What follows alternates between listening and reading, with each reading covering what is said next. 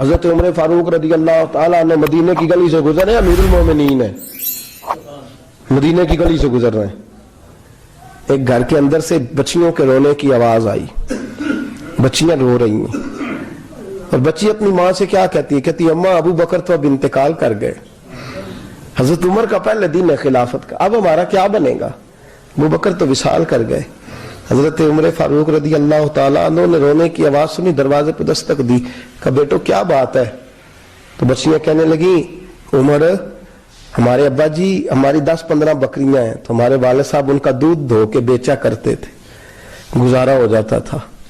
جس دن ابا جی فوت ہوئے تو اس دن سے لے کر ابو بکر صدیق روز عصر کے بعد آیا کرتے تھے، ہماری بکریوں کا دودھ دھو کے دیتے تھے، کچھ ہم پیتی تھی، کچھ بیچ لیتی تھی، گزارا چلتا تھا۔ جس دن ابو بکر صدیق خلیفہ بنے تو ہم نے جا کے کہا ابو بکر اب کون دودھ دھوئے گا؟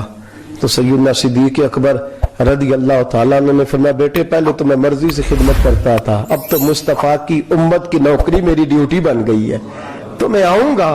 بچیاں رو رہی ہیں، حضرت عمر کو بتاتی ہیں، کہتی ہیں ابو بکر چلے گئے ہیں تو ہم پریشان ہیں، یتیم ہیں، لاوارث ہیں، بھائی کوئی نہیں، کون آئے گا، کون دیکھ بھال کرے گا؟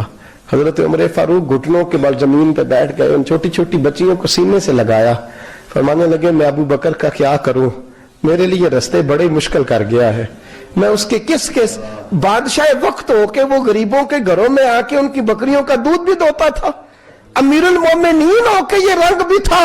فرمایا بیٹیوں فکر نہ کرنا، جب تک عمر زندہ رہے گا، عمر آتا رہے گا، یہ نوکری کرتا رہے گا۔ کچھ دن بیتے تو حضرت عمر فاروق کو یاد آیا اوہو مدینے میں ایک بوڑھی اماں بھی رہتی ہے جس کا کوئی گھر کا کام کرنے والا نہیں، اور جس بی بی کا کوئی بال بچہ نہیں، اور آنکھوں سے بھی وہ نابینی ہے۔ حضرت ابو بکر صدیق رات کے سناٹے میں جایا کرتے تھے، اس کے گھر میں جھاڑو دیتے تھے، یہ بادشاہ ہے، اس کی فقیری کا رنگ دیکھو، اس کو کنویں سے پانی بھر کے لا کے دیتے تھے، اور یہ لفظ آپ سنیں گے تو حیران ہو جائیں گے۔ اس بوڑھی اماں کے لیے نا ایک کونے میں گھر میں دور بار سیم ایک جگہ کھود دی تھی جہاں وہ بی بی پخانہ اور پیشاب کرتی تھی۔ امیر المومنین حضرت ابو بکر صدیق رات کو جاتے تھے اور اس کا وہ پخانہ وہاں سے اٹھا کے باہر پھینک کے آیا کرتے تھے۔ اس عورت نے پیغام بھیجا کہ عمر سے کہو میری بھی ڈیوٹیاں تو نے سر انجام دینی ہے۔ عمر فاروق ساری رات کام کرتے، سناٹا گہرا ہوتا تو جھاڑو دبایا ہے بغل میں، اور عمر فاروق نکلے ہوئے اس بی بی کے گھر میں جھاڑو دیا جا رہا ہے۔ حضرت انس بن مالک فرماتے ہیں میں نے آخری عمر میں بھی اس بوڑھے عمر کو دیکھا، اس بڑھاپے میں بھی میں نے اس شخص کو دیکھا ہے کہ جب وجود کمزور ہو گیا، داڑھی سفید ہو گئی، لیکن پھر بھی اس کا انداز نہیں بدلا، اس نے ساری زندگی بادشاہی میں فقیری کر کے گزار دی، یہ پھر بھی کسی کے گھر میں جھاڑو دیتا ہے، کسی کی بکریوں کا دودھ دھوتا ہے، یہ کسی غریب میرے دوست یہ۔ اور جب سیدنا فاروق اعظم رضی اللہ تعالیٰ عنہ خطبہ دینے بیٹھتے ہیں تو کپڑے پھٹے ہیں، پیبند لگے ہیں، مزاج سادہ ہے، بڑا مال آیا ہے، بڑا مال، لیکن تقسیم کر دیا، اور یہی انداز آگے اپنے گورنروں کو دیا۔ حضرت سعید بن عامر رضی اللہ تعالیٰ عنہ آپ کے گورنر ہیں، حمص کے گورنر ہیں۔ جب لسٹ آئی نا غریبوں کی، حضرت عمر نے کہا کہ حمص کے جتنے غریب لوگ ہیں ان کی لسٹ بنا کے بھیجو، ان کو چندہ لگانا ہے۔ تو 18ویں نمبر پر سعید بن عامر کا نام بھی آ گیا گورنر صاحب کا۔ تو حضرت عمر نے سوچا شاید کوئی اور سعید بن عامر ہے، فرمانے لگے یہ کون ہے؟ جس کی ڈیوٹی لگائی تھی اس سے کہنے لگے یہ سعید کون ہے؟ تو کہا حضرت جی ہمارے صوبے کا گورنر۔ تو فرمایا اس کی لسٹ فقیروں میں؟ فرمانے لگے پتہ نہیں آپ نے کیا رنگ بھر کے بھیجا ہے، مہینہ مہینہ یہ شخص درختوں کے پتے کھا کے گزارا کر دیتا۔ یہ میں فرشتوں کی کہانیاں نہیں سنا رہا آپ کو، میں آپ کو جنات کی یا عالم بالا کی باتیں نہیں، اس دھرتی پہ بسنے والے، اس دھرتی پہ وقت گزارنے والے میرے رسول پاک کے تیار کردہ ہیرو کی باتیں عرض کر رہا ہوں۔ حضرت عمر گئے ایک دفعہ، کہا مجھے بتاؤ تمہارا گورنر کیسا ہے؟ تو حمص کے لوگ کہنے لگے ہمیں اپنے گورنر سے 4 شکایتیں۔ کون کون سی؟ کہ پہلی بات تو یہ ہے کہ گورنر صاحب کو چاہیے فجر کے وقت آئیں، یہ سورج نکل آتا ہے تو باہر آتے ہیں گھر سے، سورج نکل آتا ہے تو آپ کہہ کے تو دیکھیں کسی معمولی سرکاری ملازم سے بھی، फिर आप देखिए आपका क्या बनता है। कहा ये सूरज निकलते वक्त आते हैं। दूसरी शिकायत यह है कि दिन को मिलते हैं रात को नहीं मिलते। तीसरी शिकायत यह है कि महीने में एक दिन मिलते ही नहीं, गवर्नर साहब। चौथी शिकायत है कि रोते हैं, कभी कभी इतना रोते हैं कि बेहोश हो जाते हैं। हजरत फारूक आजम ने खड़ा कर लिया, फरमाया सही तेरी शिकायत आई है। का हुजूर हुक्म। फरमाया सुना है, पहले तू फजर के वक्त आ जाता था लोगों के मसाइल सुनने, अब तू सूरज निकलते वक्त आता है। का हुजूर बीवी बीमार हो गई है और घर में नौकर तो है कोई नहीं, तो मैं सवेरे उठता हूं तो पहले नाश्ता बनाता हूं, बच्चों को खिलाता हूं। उस औरत ने 35 साल मेरे साथ वफा की है, अब चारपाई पे है तो मैं उसके मुंह में लुकमे डालता हूं। कहा उसे खाना खिला के जब वो दुआ देती है तो फिर निकलता हूं। तो कहा सुना है तो हफ्ते में एक दिन मिलता ही नहीं, महीने में। कहने लगे हजरत जी जब मदीने से आया था तो एक कुर्ता और एक तामद साथ लाया था, मुझे आज 2.5 साल हो गए हैं, मैं नया लिबास नहीं खरीद पाया। मैंने अर्ज की मैं इस धरती पे बसने वाले लोगों की दास्तान सुना रहा हूं। कहा मैं अपनी तामद धोकर खुश्क होने को डाल देता हूं, उसे आधा दिन लग जाता है, खुश्क होती है तो तामद पहन के कमीज धो लेता हूं और फिर कमीज डाल देता हूं। हजरत जी सारा दिन बीत जाता है तो बाहर नहीं आ पाता। हजरत उमर फारूक की गर्दन झुक गई। का सुना है तू रात को मिलता ही नहीं। ये लफ्ज कहे तो हजरत सईद बिन आमर कहने लगे ये मेरा राज था, आप मेरे अमीर ना होते तो कभी फाश ना करता। दिन मैंने बंदों के लिए रखा है, रात अपने रब के लिए रखी हुई है। मैं रात की तन्हाइयों में अपने करीम की बारगाह में जाता हूं और मैं सारे दिन के गुनाहों की माफी मांगता हूं। मैं अपनी गलतियों की तलाफी का सवाल करता हूं, उसके हुजूर जाता हूं, उसे दुखड़े सुनाता हूं। रात मेरी उसके लिए बीत जाती है। हजरत उमर की और गर्दन झुक गई। फरमाया ये बता कि तू मिलता ही नहीं, कभी कभी तो रोता है और बेहोश हो जाता है।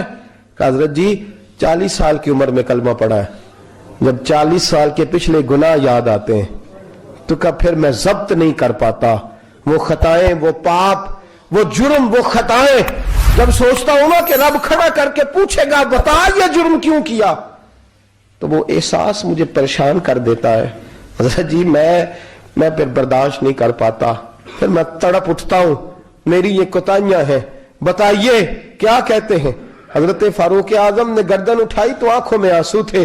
कहने लगे या अल्लाह मुझे इस जैसे कुछ और गवर्नर भी अता फरमा, या अल्लाह इस जैसे कुछ और गवर्नर भी।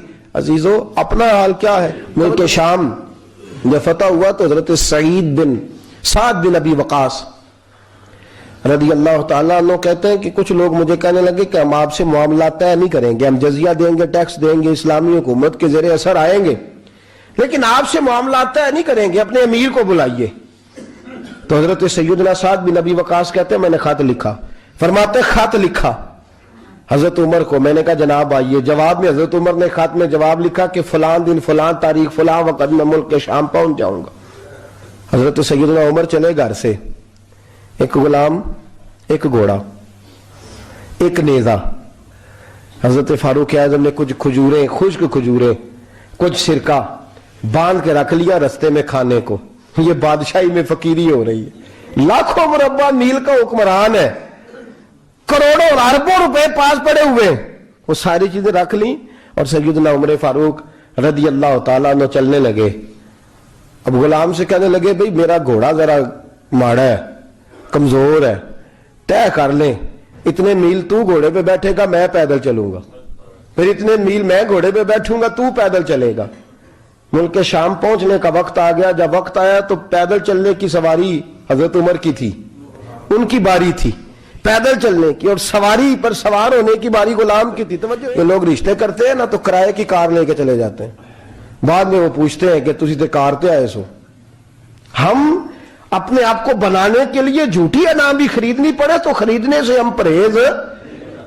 हम जो बताते वो हम होते नहीं, और जो होते हैं वो हम बताते। हजरत सैयदना उमर फारूक रदी अल्लाह ताला अन्हु सवारी पे गुलाम है, खुद पैदल है, और हाल क्या है, बारिश हुई थी तो कुछ पानी खड़ा था, छोटे छोटे जोहड़ों में छोटे छोटे तालाब बने हुए थे, पानी खड़ा था। तो हजरत उमर फारूक रदी अल्लाह ताला चमड़े के जूते पहने, वो जूते दोनों उतार के तो बगल में दबा लिए। हजरत साद बिन अबी वकास फरमाते उसी बगल में नेजा रख लिया और तामत थोड़ा ऊंचा कर लिया कि पानी से चलना है, اور غلام کو گھوڑے پہ بٹھایا ہے اور گھوڑے کی لگام پکڑی ہے تو یوں پیچھے رکھی ہوئی ہے، اور حضرت سیدنا فاروق اعظم رضی اللہ تعالیٰ عنہ آ رہے ہیں۔ غلام کہنے لگا حضور لوگ دیکھ رہے ہیں، مہربانی کریں بیٹھ جائیں۔ فرمانے لگے نہیں باری تیری ہے، تو ہی بیٹھے گا۔